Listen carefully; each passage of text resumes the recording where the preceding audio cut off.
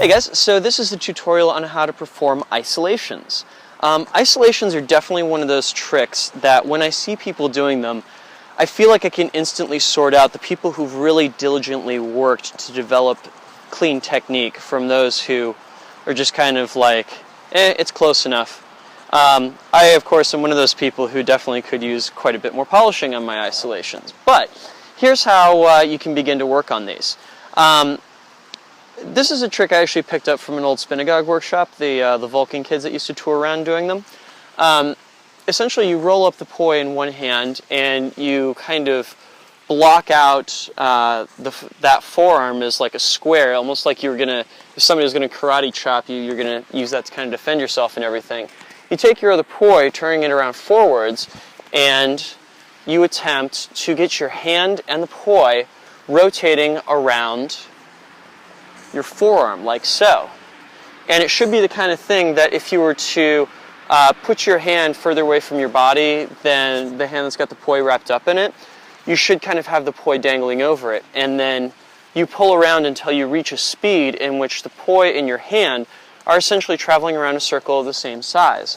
This is kind of like training wheels to make sure that the tether doesn't go completely slack as you're trying to figure out what speed your hand needs to be going in order to pull this off, right?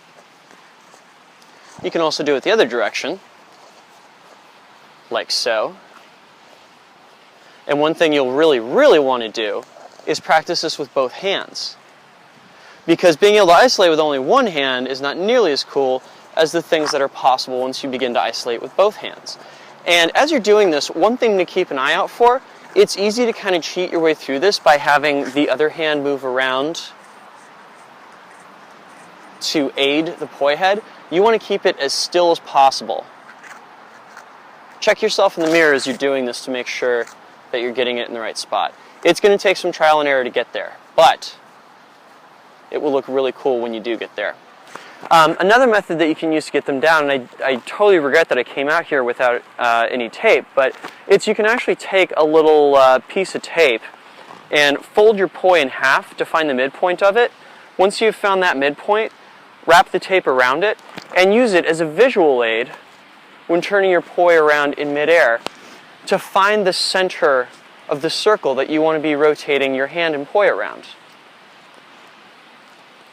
Ultimately, what you're trying to get to is being able to create this circle where hand and poi are creating circles of the same size, and the center of that circle winds up being the center of your tether, right? And once you can do that with both hands, it's time to try learning how to keep them going together. This is one of the best exercises I've learned for getting this down, which is you want to take, and it doesn't really matter which hand you start on, but essentially start it off in wheel planes such that one of your hands is further away from your body than the other hand. And as you're doing this, you're going to find a moment when you can switch your hands around and then switch them back. And when you can get it to the point where you can make those switches happen seamlessly, not like that,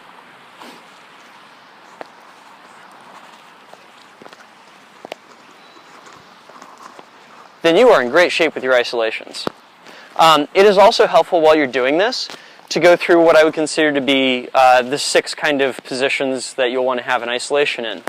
The first is, say, left hand out, right hand closer, then switch to doing it in a buzzsaw plane, then switch to doing it right hand further out than left hand, going the opposite direction. I'll turn around so you guys can see this.